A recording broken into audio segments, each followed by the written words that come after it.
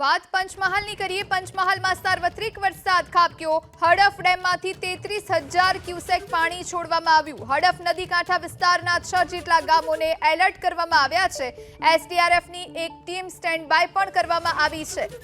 તો જિલ્લા અને તાલુકા કક્ષાની ટીમોને પણ એલર્ટ કરવામાં આવી છે। વરસાદી આફત અને તમામ પરિસ્થિતિને પહોંચી વળવા માટે તંત્ર અત્યારે સજ્જ બન્યું છે। જિલ્લા કલેક્ટર આશીષ કુમારે જિલ્લા ડિઝાસ્ટર કંટ્રોલ રૂમની પણ મુલાકાત કરી હતી।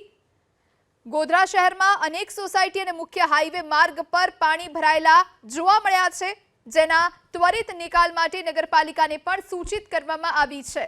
તો પંચમહાલ જિલ્લામાં સાર્વત્રિક વરસાદના કારણે અત્યારે જે પરિસ્થિતિ સર્જાઈ છે, એસડીઆરએફની ટીમને સ્ટેન્ડ બાય રાખવામાં આવી છે। જિલ્લા અને તાલુકા કક્ષાની ટીમોને પણ એલર્ટ કરવામાં આવી છે। વરસાદી આફત અને તમામ પરિસ્થિતિને પહોંચી વળવા માટે તંત્ર અત્યારે સજ્જ બનેલું નજરે પડી રહ્યું છે।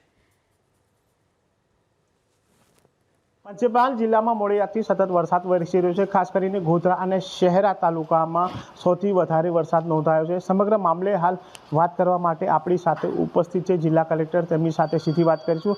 સર, હાલ શું પરિસ્થિતિ છે વરસાદના કારણે અને કયા તાલુકામાં સૌથી વધારે વરસાદ પડવાની જે માહિતી મળી? મોસમ વિભાગની આગાહી પણ હતી અને સાર્વત્રિક તમામ તાલુકાઓમાં હાલ વરસાદ પડી રહી છે। તાલુકાઓની વાત કરું તો સૌથી વધારે સવારથી લઈને અત્યાર સુધી શહેરા તાલુકા છે, ત્યાં સૌથી વધારે વરસાદ નોંધાયેલી છે। લગભગ 4 કલાકની અંદર 5 ઇંચ જેટલી વરસાદ ત્યાં પડી ગઈ છે। એને પછી ગોધરા તાલુકા અને મોરવા તાલુકામાં સૌથી વધારે વરસાદ છે। આમ વરસાદ તમામ વિસ્તારોમાં છે। તમામ મારી જે ટીમો છે, તાલુકાની જે ટીમો છે ખાસ કરીને, અને ગ્રામ્ય કક્ષાએ પણ આપણે સંપર્કમાં છીએ। તાલુકાઓની ટીમો અલર્ટ ઉપર છે, કંટ્રોલ રૂમ અલર્ટ ઉપર છે અને તમામ વિસ્તારો ઉપર જ્યાં જ્યાં પાણી ભરાવાની ફરિયાદો આપણે મળી રહી છે એના ઉપર આપણે હાલ ધ્યાન રાખી રહ્યા છીએ। સૌથી વધારે જે શિકાયતો મળી છે આ શહેરી વિસ્તારોમાં છે કે જ્યાં પાણી ભરાઈ ગયું છે।